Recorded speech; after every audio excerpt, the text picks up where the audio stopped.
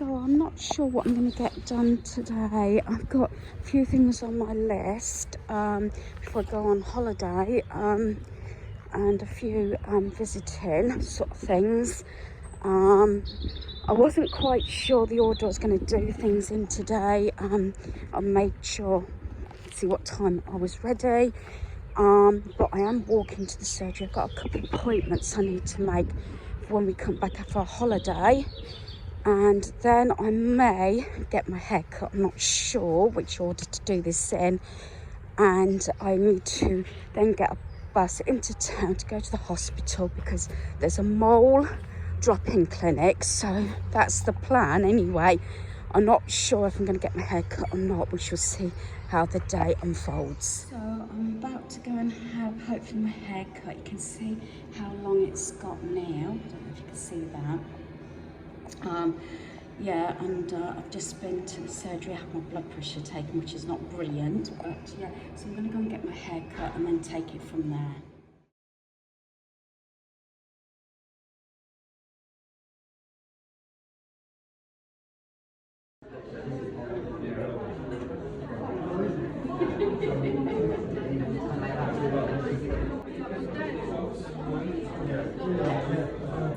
So I've had a very busy morning. I had a couple of messages from my surgery about different things over the last couple of days. So I thought it was easier just to go into the surgery and make the appointments and try and sort them out due to holiday and hospital appointments coming up. I thought it was easier doing it that way than trying to do it online. I left about 7:30 this morning. Walked to the surgery. It doesn't take that long, about 15-20 minutes. But I sort of planned what I wanted to get done, but I wasn't sure which way around I was going to do it, like I mentioned probably early on in the video. So when I got to the surgery, I showed her the texts I've been receiving, and then she said, well, I'll book in your blood tests and then the blood pressure. She said, oh, if you can hang on a few minutes, she says, I'll get you straight in to see the nurse. And I thought, uh-oh, I bet my blood pressure is going to be pretty high because I walked it up. I hadn't slept very well for quite a few nights now, so it's not going to be good, and it wasn't. So she took my blood pressure 4 times. Then she said, hang on a minute, I'm going to have a word with the doctor. And I thought, please don't hold it. I had already told her that obviously we're going away on holiday. So I thought, well, I've got a blood pressure monitor and everything, so I can tell it while we're away. And after having a word with the doctor, she came back and said, I'm sorry, but you're going to have more medication. And I said, okay then. So she said, the prescription's already gone over by the GP to Boots.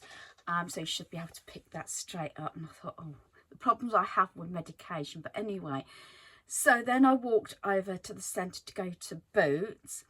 And I literally had it in my hand in less than 5 minutes, which is a very big surprise. So then I went into the walk-in hairdressers that I normally have my hair done, and I got my hair done, as I said.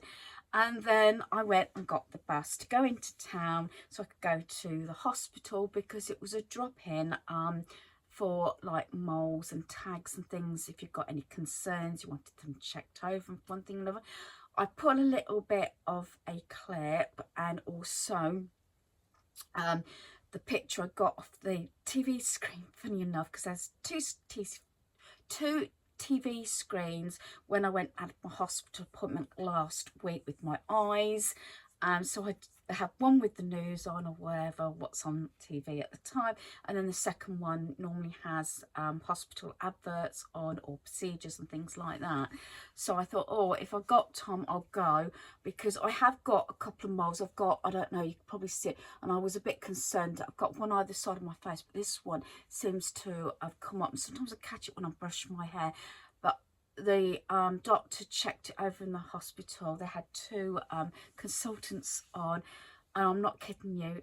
I was going to, hopefully was going to be there for 10 o'clock for when the session started, but I thought I'd go and get my hair done rather than having to go back out tomorrow. And it did go quite smoothly, actually. But when I came out, I mean, there was about 20 or 30 people in front of me, and then you have to fill in the forms and everything, and it went pretty quickly. I think I was there about hour and 20 minutes maybe. Queuing was obviously the longer bit. But when I came out, I messaged my son, how did it go? I said, yeah, but there was like, I was counting as I was walking along the corridor. Yeah. After about 40 odd people, I thought, I stopped counting. I think I went just in time because it getting later, and also I think a lot of, because it was open to staff, visitors, patients, the lot. So there was a lot of obviously medical professionals there as well. So I think as I was coming out, it was obviously getting close, or it was lunchtime. So I think some of them probably went in the lunch break. I know a lot of stuff, I heard them talking to other colleagues and thinking, we're not going to have time to queue up. So when I had a word with the doctor consultant, they said, yeah, we didn't think anybody was going to turn up, and they've been chock-a-block, so it was very popular. I mean, I wouldn't have known about this walk-in clinic if I hadn't been to a previous appointment the previous week. So some of these things, sometimes it's a bit of peace of mind. If they've got any concerns, obviously you then have further treatment or another visit, you know, go for another visit. So yeah, so then I got on the bus and I got home. So I left at about 7:30 to walk it up to the surgery, and I got rolled in just before 1:10. So I had lunch, did my washing. Well, I did my washing as I was having my lunch, then hung that out. So I'm going to go and check now, because I've just had a little bit of relaxing time in between. Sort of getting the clothing on the sofa in the games room to pack, things like that, and the soap bag and everything, well, toiletry bag, and then there's electronics and everything.